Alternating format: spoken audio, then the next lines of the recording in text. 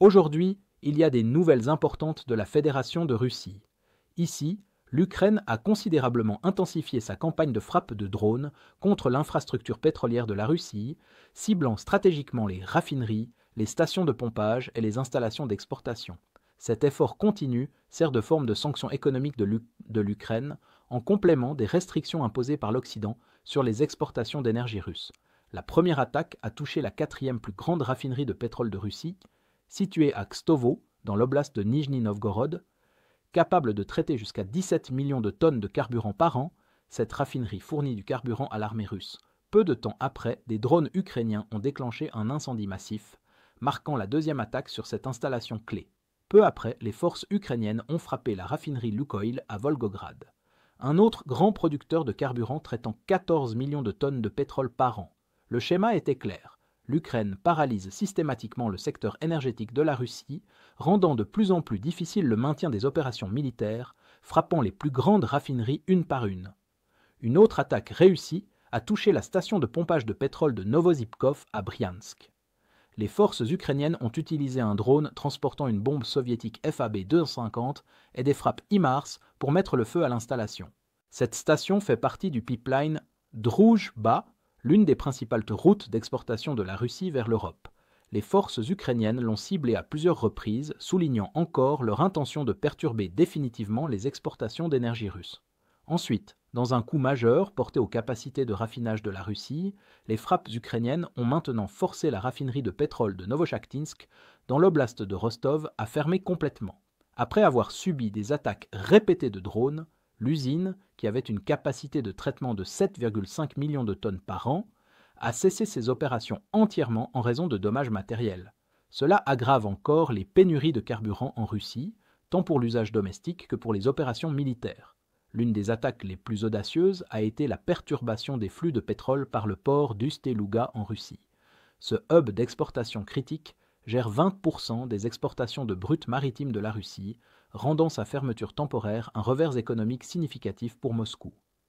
La frappe sur une station de pompage dans le port a causé un arrêt des opérations, démontrant la capacité de l'Ukraine à frapper profondément sur le territoire russe et à perturber son commerce pétrolier mondial. Les frappes de drones de l'Ukraine ont un double objectif: endommager l'économie tout en sapant l'effort de guerre, car la Russie dépend fortement des revenus pétroliers pour financer son armée, et ces attaques ciblées la forcent à détourner des ressources vers la réparation des infrastructures endommagées, plutôt que de soutenir sa machine de guerre. La destruction des raffineries et des stations de pompage rend également plus difficile l'approvisionnement en carburant pour les chars, les véhicules blindés et les avions, affectant directement les opérations sur le champ de bataille. Le succès croissant de l'Ukraine dans la frappe de cibles stratégiques russes est dû à sa destruction continue des défenses aériennes russes. Un exemple récent est le largage de drones ukrainiens qui a détruit un système de défense aérienne russe Tor, soulignant la capacité à neutraliser des actifs défensifs clés par différents moyens créatifs.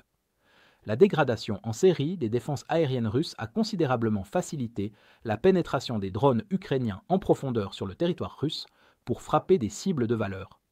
En plus de cibler l'infrastructure pétrolière, l'Ukraine continue ses frappes de précision à longue portée contre les installations militaires russes, par exemple une autre frappe répétée de drones sur un arsenal d'artillerie à Tver, qui a entraîné une grande explosion, endommageant non seulement le dépôt de munitions, mais aussi une station de pompage de pétrole dans la région.